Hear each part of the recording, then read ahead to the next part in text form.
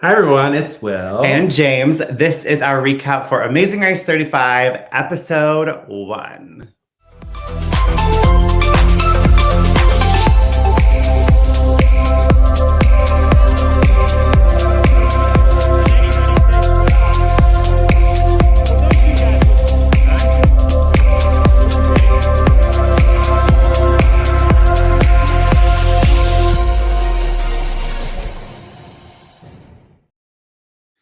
Just like the Amazing Race premiere episode, the Amazing Race is back, and it's bigger than ever with no non-elimination lags. The U-turn is back, and of course, the Express Pass. And for the first time ever, 13 teams. And to help us recap and break down the premiere episode are two of our favorite people from our season of the Amazing Race, Leo and Alana. Hi, guys. Hi. Hello. How are y'all? Good. I feel a little bit butthurt watching that entire intro where you just won a bunch of legs in our faces, but otherwise I'm feeling great. Oh, we miss you two so much. And just to give the people at home and the viewers who are watching a little update, what's new in Leo and Alana's world? What's new? Well, we have a baby. Well, Kit is no longer a baby. He's 18 months old. Yeah, we don't have a baby. We have a toddler. We have like a full toddler who has like a really big vocabulary. Yeah. Including words like bubble. And what's another cute one? He says all done all the time. Like he's constantly like, you like put on a shoe and he's like all done. Then you like put on his other. When there's a song ends, all done. All done. He's like very proud about announcing that to the That world. is adorable. He's like, he knows when something is done. But we don't always know what he is saying is done. It's true. So he might take a bite of food and say, all done. And I was like, do you want another bite? And Yeah. I'll take another bite. All yeah. done. He's like, I'm done with that bite. And we're like, are you done with your meal? And he's like, no, I'm just, it's great. All done It's with this very cute. conversation. Also, it's like a slight little like Italian accent sometimes. So he'll be like, all done. And it's like, Wait, that's so cute. That is so it's cute. great. Yeah. He's like a full little person now. Yep, we got the two cats as well, and they budget continues to destroy things every day. Last night, he woke me up in the middle of the night by knocking a plate off the counter. Yep. He's Just great. so he knows we still love him. We Oh, still have to live here. Oh, also, an important note is that I have now had LASIK, and so I don't recognize myself in this video, and that's why I'm not wearing glasses. And so now we've lost our entire branding. Oh Like, my God. Wait, okay, how has that? Okay, 2.5 weeks ago, incredibly. I had LASIK a year Yeah, ago, by Leo the did way, it, and I was so- really jealous. And Kit was like ripping my glasses off all the time, and I was just like, I'm over it, and Masks. masking. I was just like, I'm over it. I'm Steaming in the doing mask. it. Yeah. I was super scared. I took like way more anti-anxiety medication than they told me to, so I like showed up real chill. It was great, and then I was like, I was freaked out, and then it was totally fine. Like it was like a very regular like 3 minutes of my life, and then I woke up the next morning and I could see, and now I have 20/20 vision. Like I want to do it so much. I don't understand how it works. It is incredible. It feels like a miracle. My life has changed. It is great. Yeah, you can just do a lot more at the end of the day. Like glasses look cool, clearly, Yeah. but you can just do more without them, and that's all there is to it. Also, my best friend, who was like another part of my, like, she's a scaredy cat like me, and she did it. And I was like, if Monica can do it, I'm going to do it. She now just wears like blue light glasses in some of her work meetings to look more legit when she wants to seem like, so I might pull that out. But yeah, She wants to seem like she has a large brain. Exactly, because the only way for people to know is if you have glasses. But yeah, I like truly spend all of my time in my Zooms last week, and like I'm like looking at myself. I'm like, who is that girl? I don't know her. Have you ever worn contacts like for an not since I was in like college, and I was trying to be like a cutie like freshman college girl, and then I gave up on that life. I wore contacts. I want to get LASIK now. I've Me never too. even. Oh, great. I wore contacts for a while for sports, and I mean, like if you're camping or something, as you know, it's just like It it's just a whole makes your thing. life so much easier. Yeah, it's Right. annoying because it's like technically cosmetic, like insurance doesn't cover it. And I'm That's like, true. my life has been so greatly improved. This is not cosmetic. In fact, I sort of liked how I look better with It's health. glasses. It's like It's the health. opposite of cosmetic. It's necessary. Oh, I also want to point out, Alana, your beautiful fleece. The colors are spot In on. honor of our teams. It's perfect. Thank Your you. classic Barney colors. Oh my God, Bill was wearing one that was very much like similar to yours. Mine's Alana, like and purple, we always but call him the other Barney. color's like a teal, like a green. We love it. It's her Barney era. Well, yeah, it's just, yeah. Well, we're It's very necessary. excited for y'all to be joining us to talk about the premiere episode of this larger than ever season with 90-minute episodes.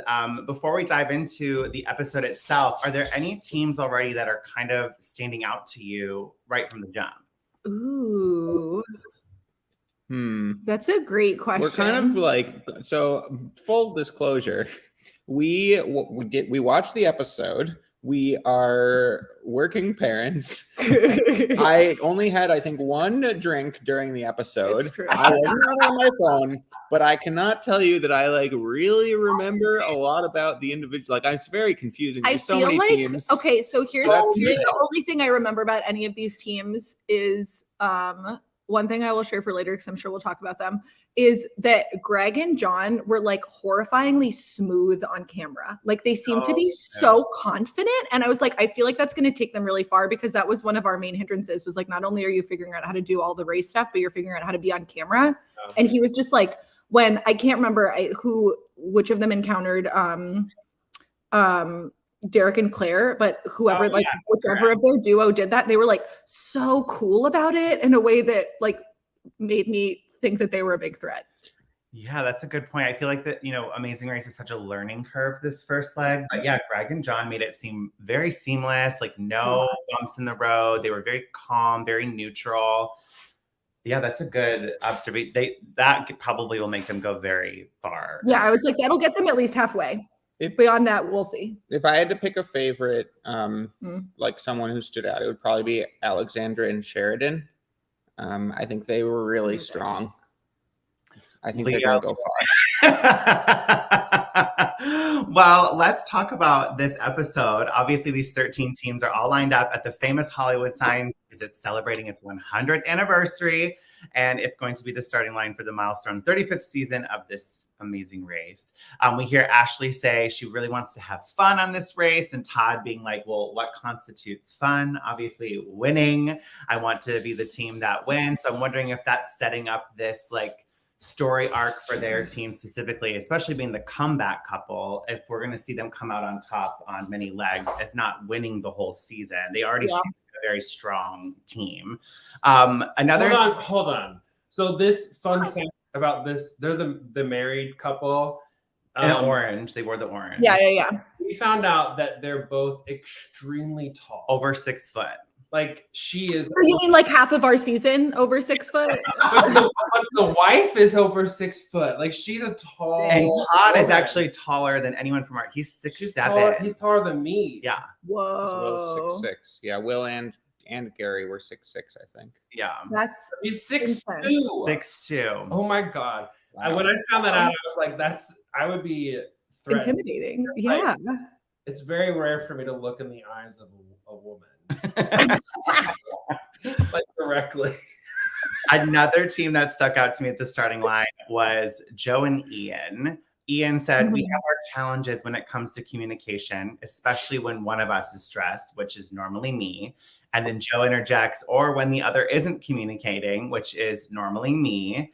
And so Ian's really hoping that they can strengthen their communication skills. Well, one of their communication skills on The Amazing Race. And Phil, of course, saying, you will be testing your relationship. I can promise you that. And we, as couples who've done The Amazing Race, it definitely puts you through the fire to see how strong your relationship really is. I'm curious for y'all. I don't know if I would like go into the race trying to like work something out. I feel like just gonna say that. Yeah. Dangerous avenue to like work out a problem with your partner. But you do learn things about your partner, but going on just for figuring each other out would be like a make or break. That's exactly what I was gonna say. Like it's a great it will force you to probably figure things out that you didn't even know you needed to figure out.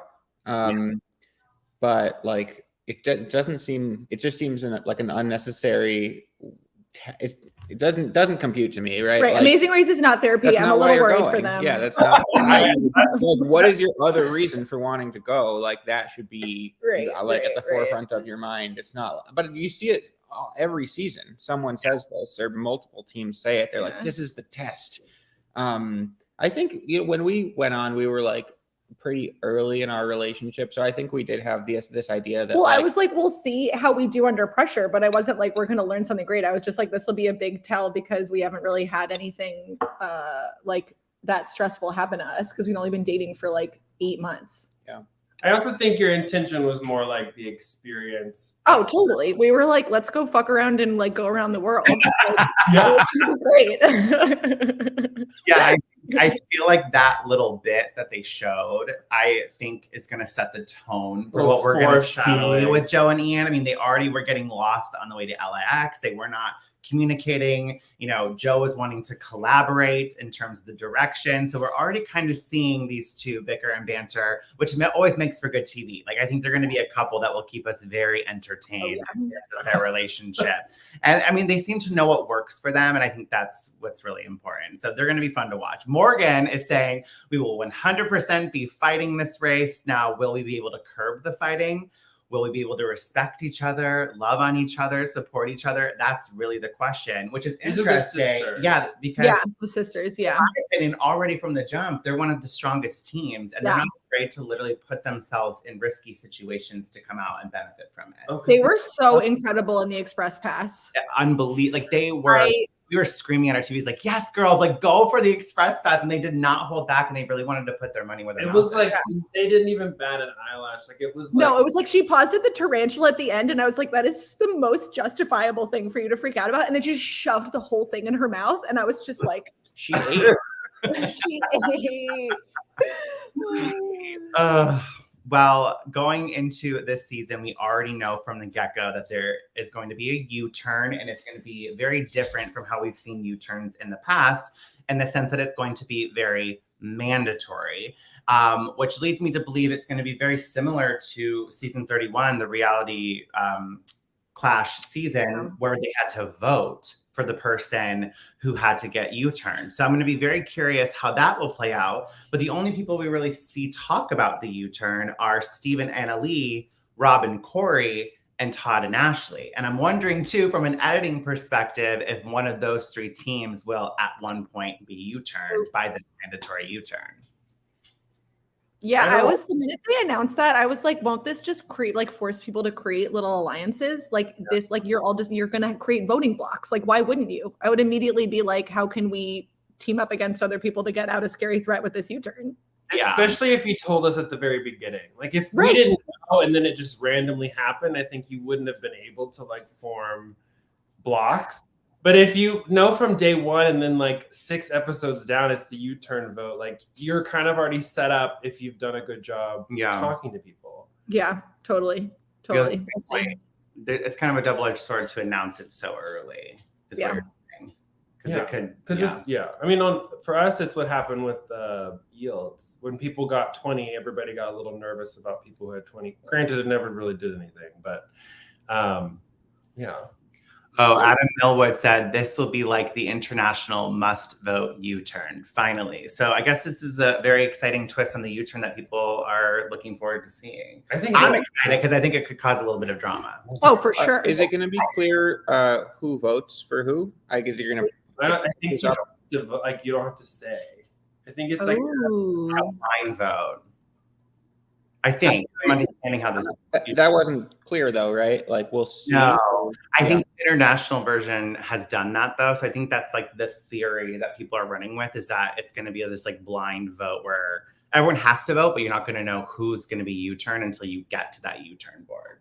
Ooh, that's cool. Ooh, I'm excited about that. That changes the. That changes some of the dynamics. And then you can like vote for someone who you are actually without repercussion of like doing the U-turn. Right. Already leaving the starting line on the way to the Millennium Biltmore Hotel, we see Joe and Ian once again bickering about which direction to go. Joe saying DTLA is to the left of us. Ian is saying you have to say southeast and give real directions. I don't know about y'all, but I don't think I've ever said like, let's go southeast when you're driving. He does this all the time. And I'm like, cardinal directions are not real. And Leo's like, I have to the mountains. And I'm like, what are you talking about? The ocean is west. Oh my God. I cannot. Oh my God. The other thing that doesn't work, and it would be convenient if it did, is saying like there's a turn at 10 o'clock, right? Yeah. Yeah, that also doesn't work. Doesn't work. No. Oh, you know what else doesn't work? Saying clockwise or counterclockwise. No. So too long. Challenging. Here's the thing. My third grade teacher skipped over the clock unit because she said that everything was going to be digital. And so I still have a really hard time reading like a you know what we should analog do? clock. And I like fully blame Miss Copeland for that. Toilet flushing. Yeah. Right? That always goes in the same direction. I don't know what direction that as long is, as we're in this hemisphere. I would know that for sure off the top of my head. We could go check. Yeah. Anyways, I really related to that argument because I was like, yes, Leo is always doing that. I mean, these guys are like, I think their problems, like they seem self-aware about them. Like couples are going to have, well, to varying degrees, weaknesses, right? But like if you have those weaknesses, they're not going to get fixed on the race, right? They're just going to be like very painfully highlighted, and hopefully they can like, you know, do well in spite of that. That's all there is to it. And that's like a thing of like, if you communicate differently, like if Leo, you love cardinal directions, and Alana, you love right or left, like you have to find a compromise between the two of you to be like, how are we going to figure this out together? Right. I could be like a little bit right. Yeah. But also like kind of left. Not the subtle shade from Ben at us, though. At least Joe and Ian could drive. Well, this is automatic. We're in the US. True. Thank you. Whatever. If we had to drive in LA, I think our two teams would be perfectly fine.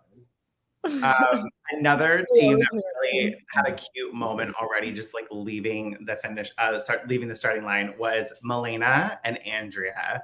Milena being like, I'm so upset that I've been to the Hollywood sign and I don't have a phone to capture the moment. And I looked at the screen and go, that's so cute, but boo-boo, now you're on national television. You're going to be documented for life.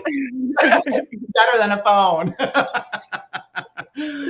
They're going to be a really fun team to watch.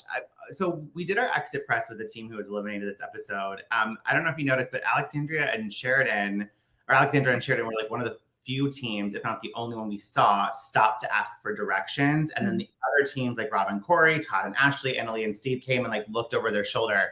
But Alexandra and Sheridan were still the last team to leave. And we were asking them like, what took so long? And they said they wanted to be really thorough with their directions.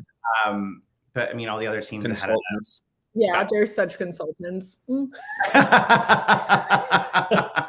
We want to be sure. We want to know for sure. I also think being in LA and having lived here for so long, watching them try to get to the Biltmore, oh my gosh, and seeing the cut from like the front seat camera guy and like showing the street signs, we're like, especially with Elizabeth and Ileana, we were like, oh my God, they're so close to like finding their way downtown. It was like, that was just a lot.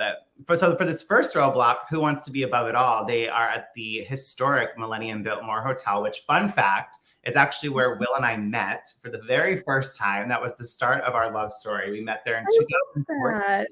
Will started filming America's Next Top Model. And it was really fun to see it on the show. But what I also thought was interesting, the show is very much like good at giving like historic tidbits about the places they visit. The Millennium Biltmore is where they held the first ever Academy Awards. And I for sure thought they would make a little bit of a mention of that. It's also the last place the Black Dahlia was seen. That is also true. Who was seen? Black Dahlia. It is very haunted. It's spooky inside. For this roadblock, one team member had to walk across a tightrope strung between the Millennium Biltmore Hotel and unscramble a puzzle in order to receive their next clue from season 34 winners, Derek and Claire, which was so fun to see them back on our screen. What did y'all think about this roadblock, and who of the two of you do you think would have done it based on the clue? Who wants to be above it all? I would have done it because Alana didn't want to do heights challenges. And it of course reminded us of the Berlin sauerkraut challenge. But a lot easier to have like Price is Right for me. It's very stationary. Wheel of Fortune. Wheel of Fortune. Yeah, Sorry, yeah. the third one. Yeah, where it told you where you have the words, word shape. Yeah, like you know Hangman. the number of words, Yeah, like yeah, Hangman. Yeah, so that just like super like simplifies the puzzle versus just like 10 letters. You could be one word, could be two words, could be three words.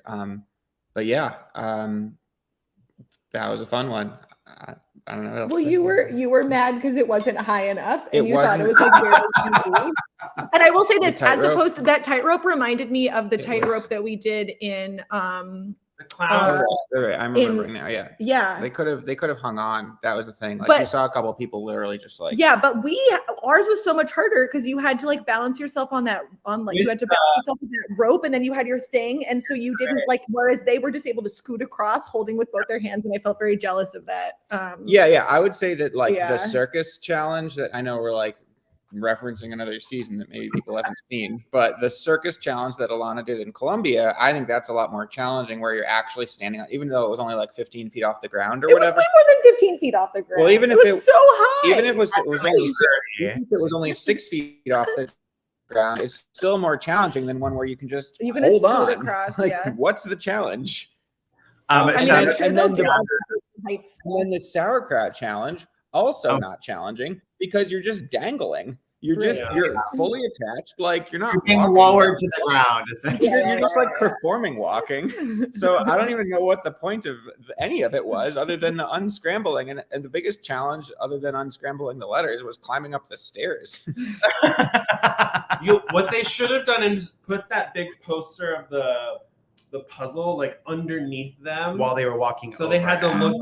Oh, that's That would have fun. helped. And then you would have also had to memorize it. Yeah, and then when And you then got it off, you would- like have to go back and forth. Yeah. to do it again. That would have made it more challenging. Because then they all stood there for an hour looking at the poster. Right. And it would have made it harder to like talk to each other about what the answer was because you would all had to like, I like that idea. That's really great. So yeah, Oh wait, question. Did y'all figure it when you were watching? Were you trying to figure out what it was? Okay, so James had posted it as his story. Did you? And so I had unscrambled it. because Matt, one of the producers, posted it, yeah. and I shared And it. so I had done it on James's Instagram story and was like very pleased with myself as I watched Leo unscramble it. Yeah. I mean, I wasn't able to do it live. So I think I got it at like the last. Once they had City of something else. Yeah, then we knew it. I didn't was know like City that of Bangkok Angels. was also City of Angels. I thought that Yeah, was that's a cool cool. fact. Me neither. Yeah. That was a fun Yeah. fact. A good tie-in. Brilliant, creative. Whoever designed that challenge. Hi in. Shout out to Ileana, who's watching right now. Oh We're my all God. staying there for over an hour trying to unscramble City of Angels in Los Angeles like a bunch of dummies. I'll never.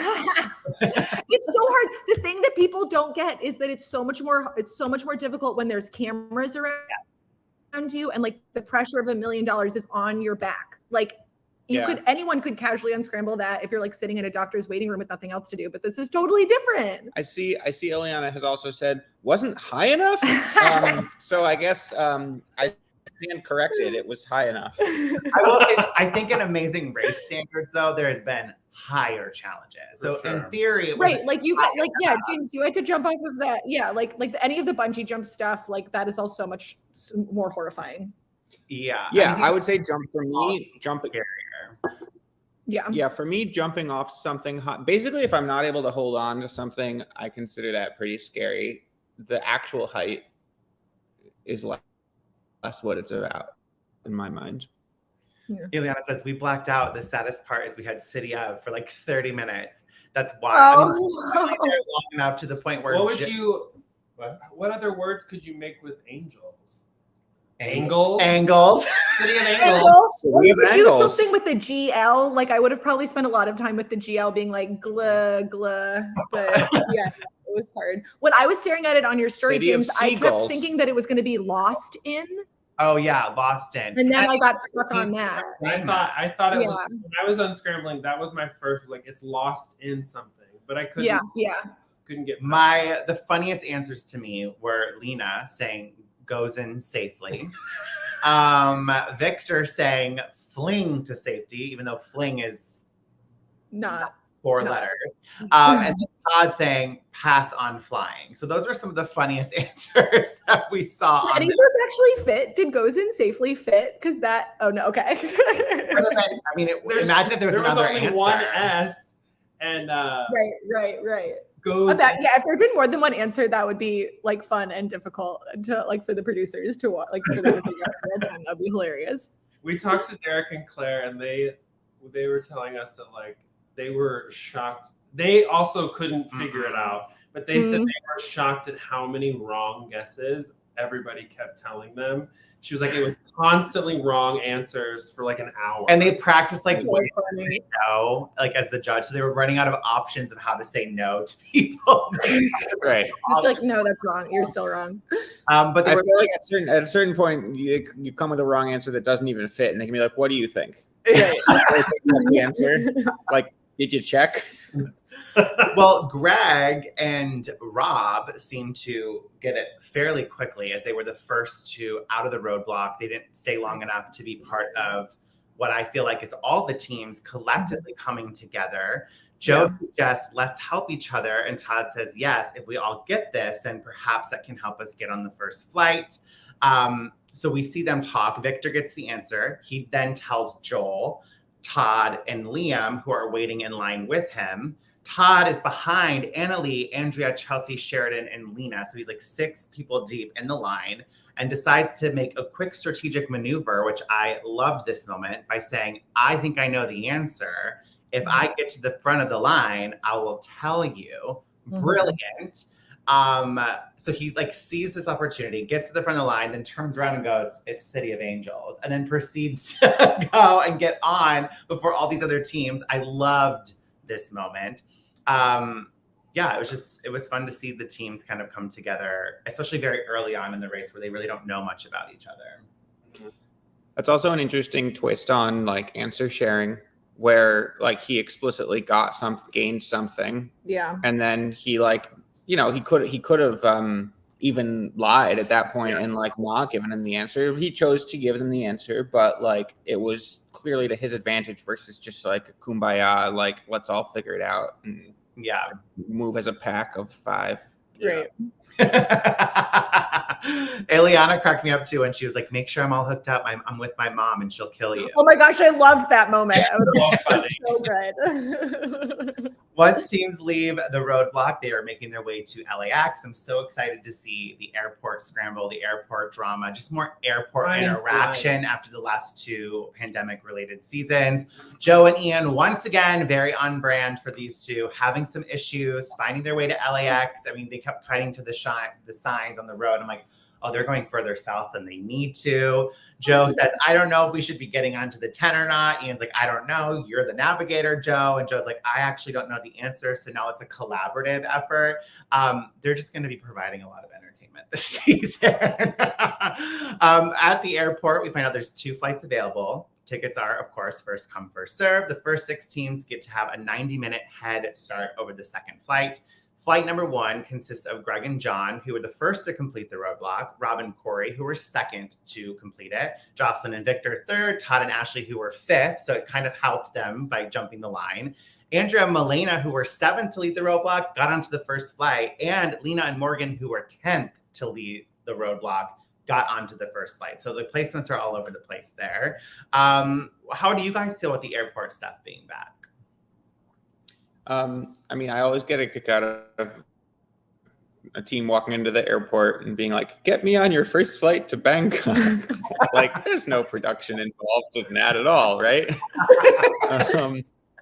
But I mean, I'm definitely like the charter thing was kind of just cool as like the fact that they were able to do that for a couple of seasons. But obviously you want to see them, riding planes with regular scrambling. people. Yeah, it's fun. It's a real amazing race. Teams make their way to Bangkok, the other city of angels. And once landed, they have to find Wat Paknam in order to find their next clue. It is a 230-foot golden statue of Buddha. First team is cool. Lena and Morgan, who clearly wasted no time going for the Express Pass. And I know on previous seasons of The Amazing Race, Express Pass is usually awarded to the team who gets first place on the first leg of the race. Mhm. And I really like this new twist on the Express Pass where you have to earn it. Complete a It doesn't challenge. just, you're not just given it. So I love, even though Lena and Morgan were first, they were like, you know what, let's absolutely take this extra time to. Right. You have to choose to sacrifice your first place because then they didn't get the trip that the first team won because they got the Express Pass instead. Now, James, is this, you would know this, we watched like part of season 1 of The Amazing Race a while back. Isn't this kind of like what they did in that season, where the Express Pass was just like in a bush somewhere? Well, it's like the Express Pass, I feel like, is a new twist on what a fast forward used to be. Because back in the early days, it was the fast forward where you had to go complete a challenge. Shaving your head you went straight. Right. This time, they're kind of taking that element of the fast forward where you have to compete for the Express Pass, but rather than like pass go and go straight to your Pitstop, award for the you only get to bypass like a roadblock or a detour. So I love the new twist on it. And Lena and Morgan, like, hats off to those girls. They absolutely dominated that Express Pass. And I just feel like they're going to be a really strong team that I think their competitors are going to maybe underestimate them a little bit. Yeah. Yeah, I mean, just seeing them eat the tarantula, I was thinking what I would have done, and I don't know, probably would have made really bad TV, is I would have just mixed up all the bugs and like smashed them. And then just kind of like consumed it as a powder or like a, like, so you couldn't actually see that it was a tarantula that you were like putting in your entire mouth. Yeah, that was wild to watch. Yeah, I feel like it probably tastes fine. It's more so just the visual of like, oh, it's delicious. It's the ick. Yeah, you can't get over it. I was like, they were so fast and so impressive that no team even tried to intercept them. Not even like, attempted. We're just like, forget it. Like, it was really cool to see that. I know Andrea and Milena walk up. They're like, oh, the Express Pass. They're like so excited. And they walk up and see what it is. And they're like, oh yeah, we're not doing that. Yeah. That was like, welcome to hell. And they didn't those girls. Honestly, because they were so fast that by the time anybody got there, they were like more than halfway done. Yeah. You would have had to like just like funnel it into your mouth and like go for it if you want. I mean, that's the thing with a food challenge. Like if the whole challenge is really just to eat a plate of food, like unless you just really struggle, like if you got there first. I could totally see a team trying it and then just sitting there and like staring at the tarantula for like 30 minutes and then another team coming in and like overtaking them. But that's what I'm saying. Like if you're not going to do that, then no one's going to pass, like just move on. Yeah, I mean, I like what Ray says in the chat about it would have been fun to see two teams. I think if they both would have arrived at the clue at the same time, you probably would have had more people do it at the same time, this Express Pass, but a bug eating showdown would have been but even like 2 or 3 minutes head start would have really no way tried, even if they had just started, Yeah. We also learned around this time of the episode a little bit more about Jocelyn and Victor, their husband and wife. They have this co-worker boss dynamic as well. So being on the race is really going to help them rediscover what caused them to fall in love in the first place. They are adorable. Then same with Todd and Ashley. This is when we hear a little bit about them being high school sweethearts. They've been married for 15 years. Obviously, there was a point in their relationship where they had a rough patch. I don't know about the rough patch. I like these 90-minute episodes because we're getting a little bit more story development of the teams and their relationship, which I think as a viewer, you invest in their race a lot more in terms of like why they're there, what they're trying to accomplish. So I like these little story moments. Yeah, our first episode was just a bunch of clips slapped together. You could barely tell what was happening. Like, especially when people who were watching the show for the first time, like, and the first thing they saw was just like this utter chaos in our episode 1 of our season. So this is a lot better. A lot. Yeah, it was like Robin and Chelsea's story was the one that was really moving. Yeah. It was so incredible. Yeah, I know. It was like sobbing watching it. Yeah, it's so great to learn so much about so many teams so early. Yeah, and I with Robin and Chelsea specifically, I love how like Robin used to bully Chelsea, and like now they're best friends. Like it's just like a full circle moment. Now they're going to do the Amazing Race together. I think they're going to be another fun team. I love like family teams where you're like siblings and like father-daughter. I think that's great, but I also really love best friend teams just because like it's such a unique dynamic of like life that you've experienced, especially with how much history behind their relationship. I love watching friend teams. Once they, get to the golden statue of Buddha, they find out about the next part of this, which is another roadblock where teams had to take a little long tail boat along the river to find their next clue. And this, actually not roadblock, this detour, which is the first detour of swordplay or spa day. And swordplay, both teams had to learn a 30-second routine in order to receive their next clue. In spa day, both team members had to endure a painful 30-minute Thai massage in order to receive their next clue. And if either team member asked to stop the massage, the team had to go to the end of the line and restart from the very beginning. So knowing this information, Leo and Alana, if you guys were on this season of the race, which side of this detour do you think you two would have ended up choosing? Oh, we would have done spa day in a second. Yeah. In a second. The only reason not to is if you, at least for us, is if we thought we could learn the routine faster than 30 minutes. But I don't think we could have, really. No, I don't think but it's also I would have argued for that if I thought we could. I just don't think. Here's the thing. I feel like I go to every, I've had a couple of massages in my life, and every time I go, I'm like, I want your hardest massage ever. And I always walk out being like, that could have been harder. And so this would have been a fun, I'm sort of curious to see what my limit would be. I think it would have been really interesting. I really appreciated, who was it? Ashley. You didn't hear her complain. She was like, ooh, that hurts so good. And I was like, I feel you. I think it would have just been nice. Yeah. And for me, the only, massage I've ever enjoyed and felt like I got anything out of at all was a Thai massage that we actually got in Sequester, Prague, after we were kicked off the race. Yeah. And it was kind of a revelation for me. That's what it's supposed to feel like. And I think probably that's what some people and they did a lot of that, pretzeling and moving and stretching us in that massage. Yeah, so stomping sort of on your back. It's just like that. It was great. And so I would love to do that. I haven't had a chance to do that again since. So 100%, I would really enjoy the experience. We definitely wouldn't ask them to stop. It reminded me too of the cupping challenge with with the season that the Candy Girls won. Yeah, and I've also had cupping done when I was pregnant because my body was so unhappy, and it felt great. And so I was they were screaming during that whole cupping thing. So I was like, all right, I feel like this is one of those things where you play it up, and maybe some people have a lower pain tolerance. I think some people have a very different pain tolerance, and that's why I don't get any value out of a massage that's not like that, right? And then some people are lighter, right? And even on a regular massage, I would say we might consider the other challenge if we were behind, because if you're in 10th or 11th place, then it's how are you going to catch up? It's 30 minutes one way or another versus taking a chance at passing the other challenge in less time. Yeah. Oh my God. I think that was I'm sure your toddler and then I'll be all done. Oh my God. What do you think we would have done? I think it's just, to be honest, I can't do a massage unless you're hurting. I love just really intense. Yeah, I can. Every time he will never ask me to massage his back because he's you're not doing hard enough. Oh, strong enough. Okay, thanks. But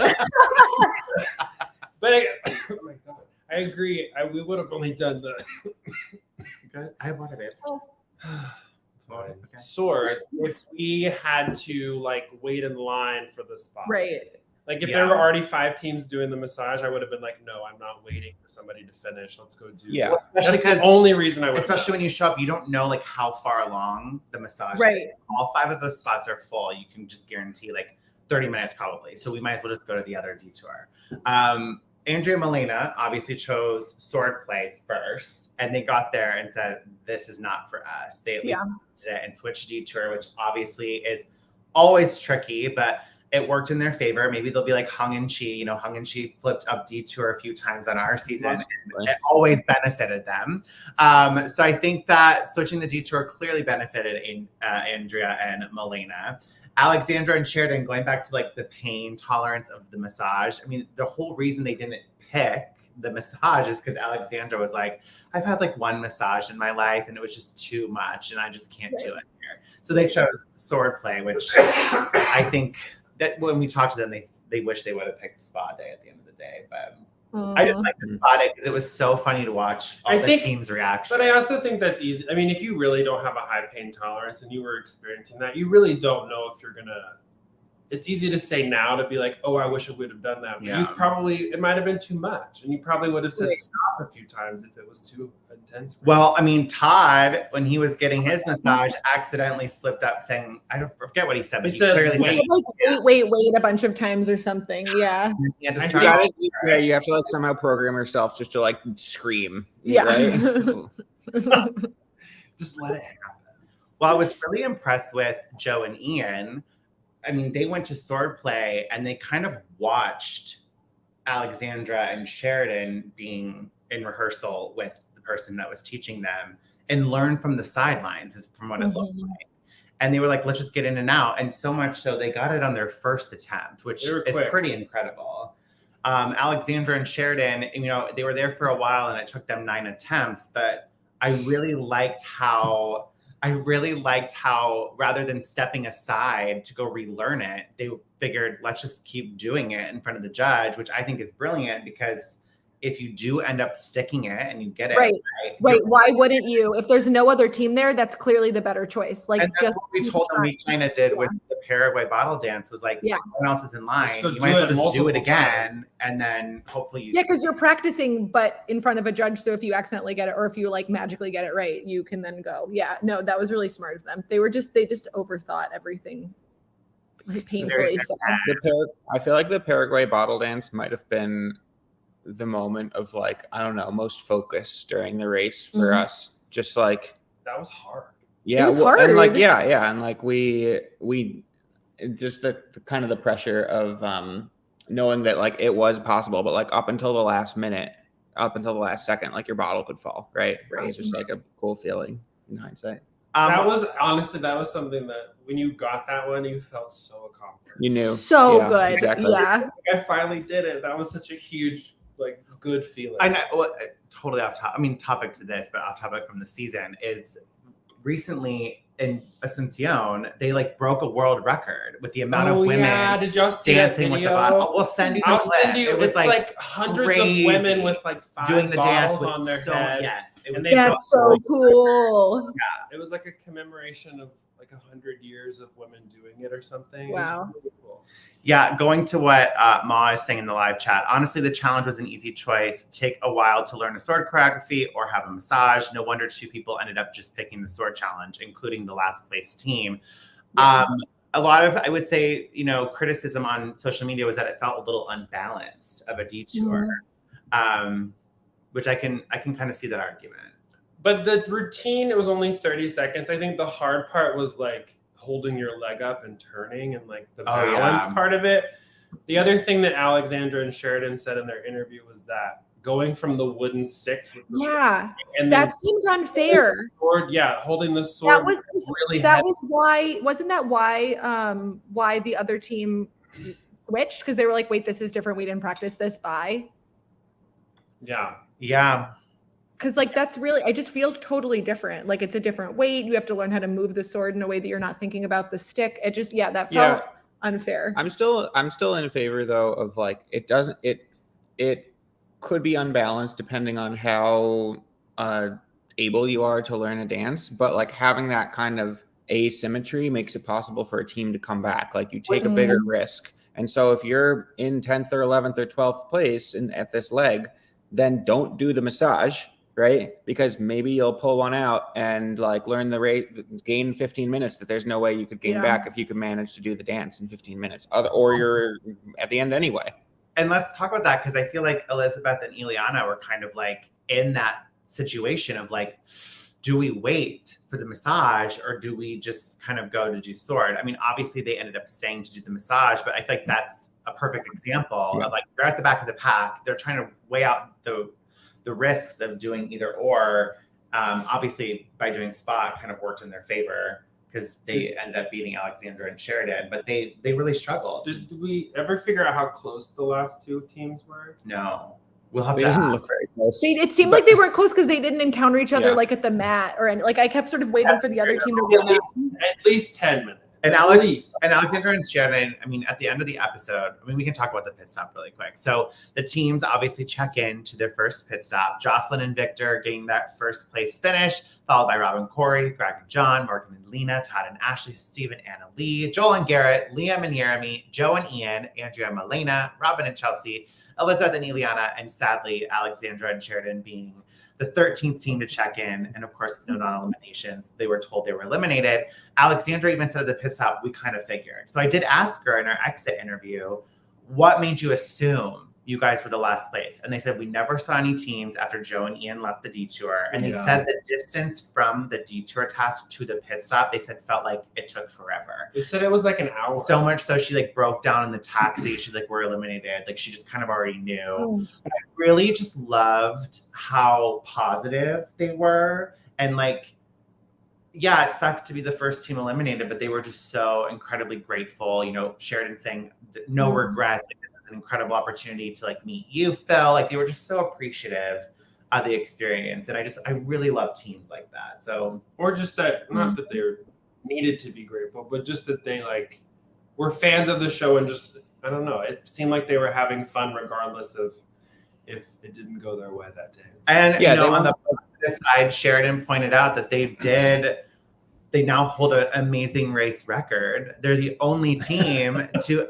have 13th place. There you go. I like that attitude. 13. I was just gonna say, like, even though they were like struggling in various ways, like couldn't decide who would do the challenge, like you name it. God, like that drove me crazy. I think They would have Sharon's driven me crazy transition to watch. lenses were a little difficult to manage.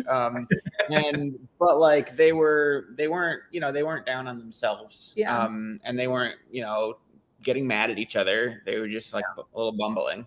Mm-hmm. They were bumbling. If anyone who's watching right now hasn't watched our exit interview with them, they did drop a little tea for us about when they got back from filming. Sheridan didn't talk to Alexandra for a few days. Like completely was like, no. She's like, I understood why, but like, yeah, they didn't talk for a few days after coming back from filming. Just needed to process. I get it. It's high intensity. They're gonna be siblings for the rest of their lives. That's true. So That's really roommates funny. still? Are they roommates still? It seems like so. it. Yeah. There you go. Ileana answered our question. They said What it was was our very question? close. Very close. How close they were. 3 to 4 minutes. Oh, Whoa. that's way I close. wish they had shown them showing up together on the mat. Like I wish that moment had happened so everyone knew actually how like that editing wasn't like a trick of editing, because that like makes it so much more intense. You remember how in old seasons they used to put timestamp? Yeah. I like that. Yeah. Like it's hard to know like how close it was. but even like from first to last place, like what was the Yeah. What's the spread? Yeah. I would like to see that. especially how long the leg itself took. That would have been curious. So it looks like Ashley from Todd and Ashley is also in the chat. So hey Ashley. I have an idea around, like, we've talked a few times about teams at the back of the pack and like how that might change your strategy. So here's a production idea. What if the the Express Pass was only available to teams who were in the back of the pack? So like, right? Because then reaction, like the back 4 teams, right? So it's like, first of all, there's this weird perverse incentive, like not that anyone's going to slow down, but maybe someone would, and then that would be hilarious. That's actually really that's actually interesting. Because really then, like, good. if you're in the bottom like 4 or 5, especially this early in the game, like, is it worth taking the risk to go for that? Like, Right, because if back of the pack. if you're in second place and the team who's in first place is eating bugs, you're like, whatever, like, eat bugs. I'm definitely gonna be, I could even win the leg, but I'm not worried. So, and that's kind of the way it played out. Yeah. Yeah, that's a really good idea, Leo. I don't know why people don't ask me about this stuff. Let's email Bertram. I think it's a great idea. I'll DM him. I'm sure he'll reply as usual. Well, that was the premiere episode of season 35. I mean, it's already off to an incredible start. I really do feel like casting knocked it out of the park with these teams. All 13 of them are so dynamic with great personalities, fun backstory. I'm looking forward to getting to know them better with these 90-minute episodes moving forward. Is it all 90-minute episodes? I didn't realize that. All season Oh, long. that's so great. Makes I a lot of love sense. that. Okay, that's So I'm wonderful. assuming we'll see some mega legs, maybe some keep on racing legs, but I'm sure it's going to be a really fun season as we continue to watch. Next week is episode 2. You don't see that at home. Teams dive deeper into the countryside of Thailand for the second leg of the race, where they encounter catfish-infested waters and pomelo-filled rivers on the Amazing Race, Wednesday, October 4th at 9:30 after Survivor. I mean, where's Nate and Cody? I know. My heart broke when you they'll said be there. catfish. Maybe they'll be at the challenge. The Catfish Kings would love it. Oh. I'm also, this is one of the rare, they did this last season and I thought it was only because of the pandemic, but they're staying in Thailand. So that also feels different. Yeah. It's fun. You get to learn a little bit more about a country. Yeah. I think they'll do 2. I forget how they announced it, but I feel like they'll do some in Thailand, some in Vietnam, India. And then I think the map showed Cologne's France, right? Yeah. And then Slovenia, which they announced is the first time we'll ever go there. So Cool. I'm glad that it's back to what feels like old school Amazing Race. Yeah. The clip of the like, here's coming up on the season, they go skydiving. Oh yes. Which would either of you like go skydiving? Have you gone skydiving? I've never. I definitely would. Yeah, he's a little freak. He would do all that stuff. I would do it for sure. Here's the thing. I would rather go skydiving than bungee jumping because I'd rather be with an expert strapped to my back. That's actually a good point. And then like also they can sort of walk me off the plane when I'm like freaking out, but I'm like, I need to do this so I can like try to win $1 million. I'd be like, just keep walking even while I'm sobbing. Like, let's do it. Like Ignore me. I think like ignore my screams, just do it. No, thank you. Well, that is our recap for the premiere episode. Leo and Alana, thank you for joining us to talk about it. It's so good to see your faces. Thanks for having us. Incredibly. It's so fun to see so many of the season's teams in the stream. I'm so delighted. And everyone in the chat. Yeah. Thanks for joining.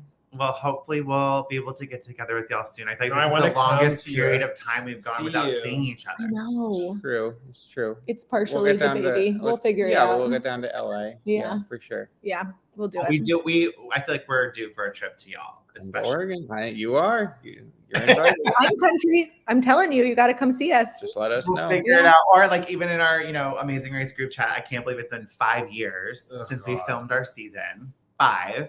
We're old news. But I feel like we're just due. I mean, yeah, we're gonna say, yeah.